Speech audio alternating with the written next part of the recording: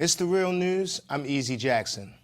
A recent string of arrests of black people in public spaces has brought renewed attention to the resegregation of public spaces and prompted some to wonder if we need a new movement of sit-ins such as the ones that desegregated schools and lunch counters half a century ago during the Civil Rights Movement. At a Philadelphia Starbucks in April, 2 black men were arrested minutes after arriving while waiting for a friend. The city of Philadelphia has since acknowledged the wrongdoing, and the 2 men settled with the city for $1 for themselves and a $200,000 youth fund for their community. At a Waffle House in Saraland, Alabama last month, a young black woman named Chikesia Clemons was violently arrested while asking for a corporate customer service number. Y'all ain't really doing stuff to me. What are you doing? Man, I'll break your arm. That's what I'm about to do. You about to break her arm? And Waffelhouse filed charges against Clemons. She is facing disorderly conduct and resisting arrest charges. Last week at a Warsaw, North Carolina Waffle House, video of Anthony Wall being violently arrested on prom night surfaced. That incident is receiving public outcry. A.J. Connors, the mayor of Warsaw, North Carolina, says the arrest was justified. With us today to discuss these and other issues is Gerald A. Griggs. Gerald is an attorney and activist with the NAACP and down in Atlanta, Georgia. Welcome to the show, Gerald. Thank you for having me. Thanks for coming.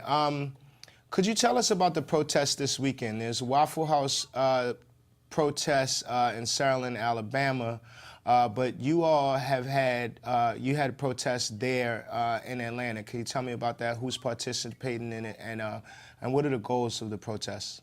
That's correct. After we saw the viral video of our sister Chikesia Clemons, we joined a coalition of activists, including the NAACP, the SCLC, Black Lives Matter, and a host of grassroots organizers, including the Nation of Islam and others, to bring awareness around this issue. And so we had a protest directly at Waffle House headquarters, which is here in Norcross, Georgia, where we issued the demand for the boycott of Waffle House.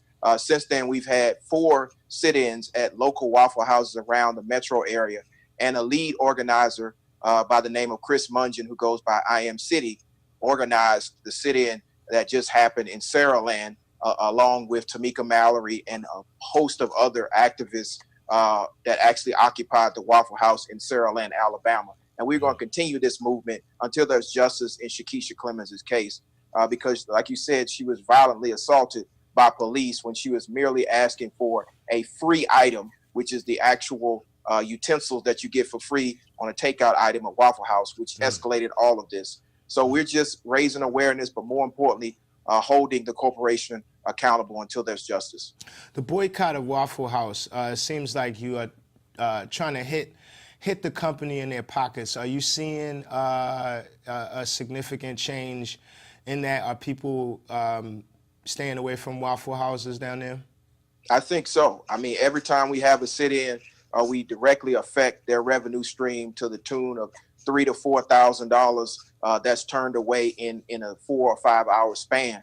But more importantly, I've seen people that I know, as well as people around the internet, who have decided to boycott Waffle House, and we're seeing an impact. We've had conversations with their corporate office where they're saying their bottom line is being affected. And we just want people to understand that until there's justice in Chikesia Clemons' case, until we stop having these viral incidents of wild black, we have to use our economic power like our foreparents in the 60s did until there was justice. I'm curious about your thoughts on these protests and some of the obstacles that may present themselves. Are there any in particular, any obstacles in particular that you all are paying attention to? Yes, I think just merely getting the word out. A lot of people have said they hadn't heard about it, and so we're using social media.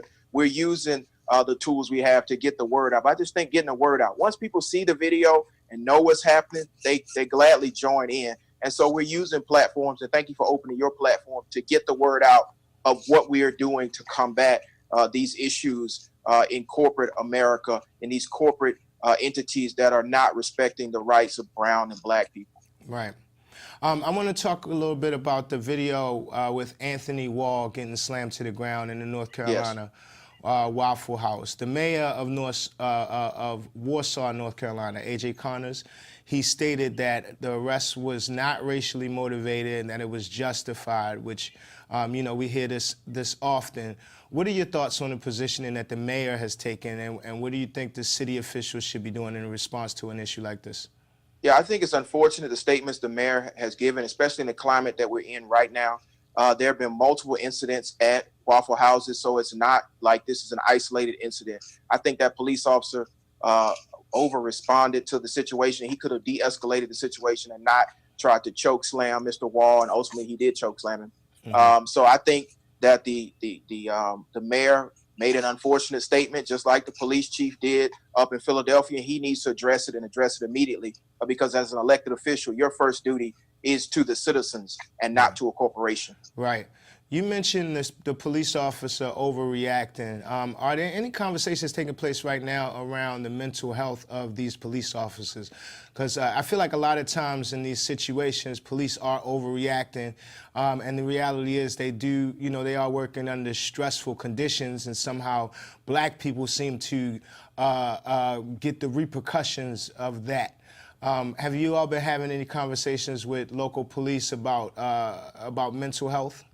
Yes, we have. And I think the great thing about this is it's already been addressed. After Ferguson, President Obama convened a panel of experts, activists, and law enforcement to issue a report. It's a 21st Century Policing Initiative that outlines the 7 pillars that will help bridge that gap. And one of those was officer safety and well-being and mental health checks. So there are already policies that can be put in place to deal with these issues.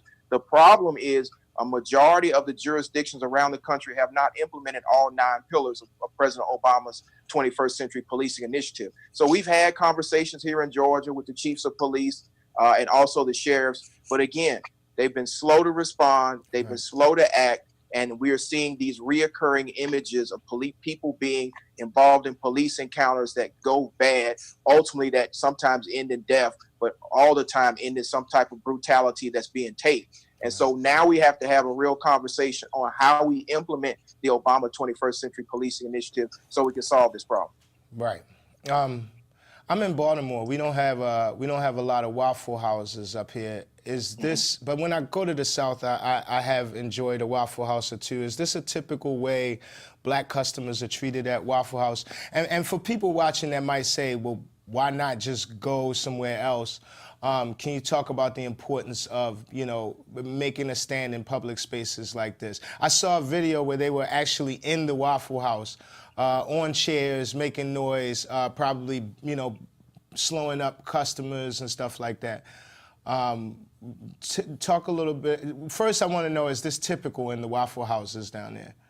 Well, Waffle Houses is 1,400 Waffle Houses around the country. So It's not typical for every Waffle House. You have Waffle Houses in urban areas. You have Waffle Houses in rural areas. Right. So it depends on the community that we're dealing with. And I think in the rise of 45, we have a disconnect between the communities. So I hope it's not typical of all Waffle Houses, but I do believe there's a corporate climate that needs to be addressed, and it needs to be addressed by the corporate office, the headquarters, to deal with these, to have diversity training, to have sensitivity issues about different cultures that participate and that purchase from their establishments. And secondly, with regard to the direct actions, people are always saying, why don't you go somewhere else? We don't need to go anywhere else. This is 2018. Right.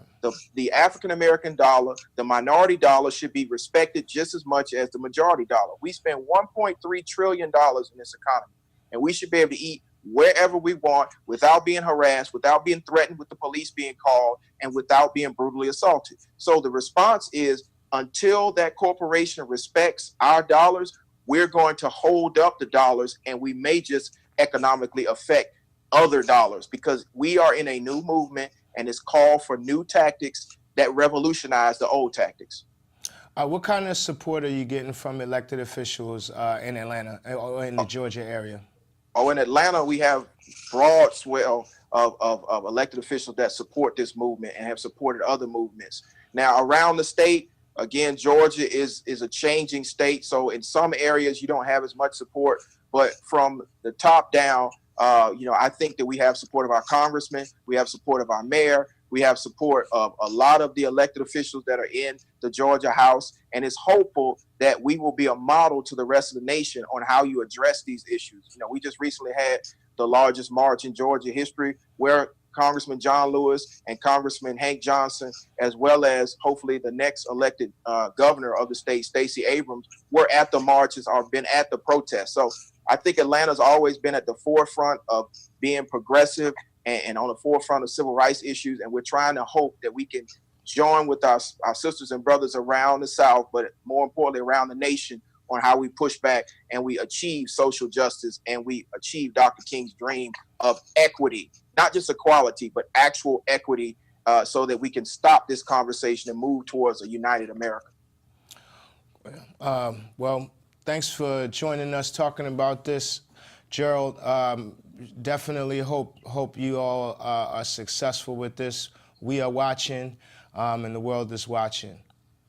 Well, thank you for opening up your platform and let people know that you can always push back, you can speak truth to power, and you can hold the powerful accountable. And that's what this movement is about. We will hold Waffle House accountable, and you will see change. That was Attorney Gerald Griggs. Griggs is the Vice President of the Georgia State Conference of the NAACP, organizing rallies in the Atlanta area. I'm Easy Jackson. This is The Real News.